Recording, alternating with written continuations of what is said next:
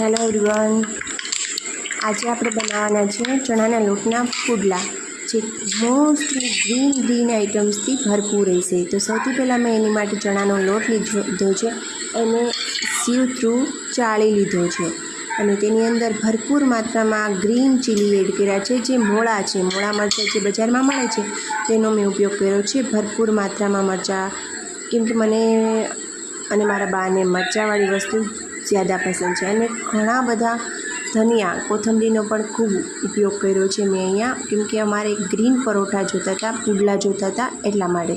ત્યારબાદ સ્વાદ અનુસાર નમક એડ કર્યું છે. સ્વાદ અમને એઝ પર ટેસ્ટ હલ્દી અને થોડીક ચપટી હિંગ એડ કરી હતી, જેનાથી ચણાનો લોટ નુકસાન ના કરે આપણા બોડીને. જુઓ, આ જે પુડલા છે તે આપણે ડાયટિંગમાં પણ ખાઈ શકીએ છીએ, કેમ કે આમાં જરાક અમથું તેલનો ઉપયોગ થાય છે અને ચણાની વસ્તુ તો સારી જ ગણાય છે. એટલા માટે ચણાની વસ્તુનો ઉપયોગ ડાયટિંગ સમયે આપણે કરી શકીએ છીએ. તો સૌથી પહેલાં સ્ટવ ઓન કરી અને મેં એની ઉપર પેન રાખી દીધું છે. પેનની અંદર જેવું તેલ સ્પ્રેડ કરી અને પેન ગરમ થાય એટલે એની અંદર આપણે પુડલાનો જે બેટર તૈયાર કર્યું છે તેને સ્પ્રેડ કરી દેવાનું છે, પાથરી દેવાનું છે.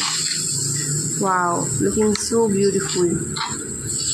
અને એકદમ ગ્રીન ચીલી અને કોરિએન્ડર લીવ્સનો જે ઉઠાવ આવે છે, જે દેખાય છે, એકદમ પરફેક્ટ છે. સો યમ્મી ઇટ વોઝ. સો આવી રીતના પુડલા બની જાય એટલે એને આપણે આવી રીતના પલટાવી લેવાના છે. તો કે બધી સાઈડથી તમે જરા સ્લોલી રોસ્ટ થઈ જાય એટલે ઓટોમેટિક એ પલટી જ જાય છે. હા, ક્યાંક ફાટી જાય એવું બની શકે, ચણાના લોટની વસ્તુ છે તો જરાક થઈ શકે એવું, but no worry, it's taste best. તો આવી રીતના જે પુડલા બની જાય છે એટલે આપણે એને સર્વિંગ ટ્રેમાં લઈ લેવાના છે. આવી રીતના મેં ટોટલ 3 પુડલા બનાવ્યા હતા અને એ બી એકદમ ભરપૂર માત્રામાં કોરિએન્ડર્સથી ભરપૂર હતા. તેલ જરા જ સ્પ્રેડ કરવાનું હોય છે આની અંદર, જેનાથી તમારે વેઇટ લોસમાં કામ લાગે છે. તમે આ જે મેં ચીલી અને કોરિએન્ડરથી જે પુડલા બનાવ્યા છે એની જગ્યાએ તમે કોઈ બી બીજા ગ્રીન આઇટમ્સ જેમ કે મેથી છે, પાલક છે, કોઈ બી ભાજીનો ઉપયોગ કરીને પણ પુડલા બનાવી શકો છો. તે બી મોસ્ટ હેલ્ધી છે.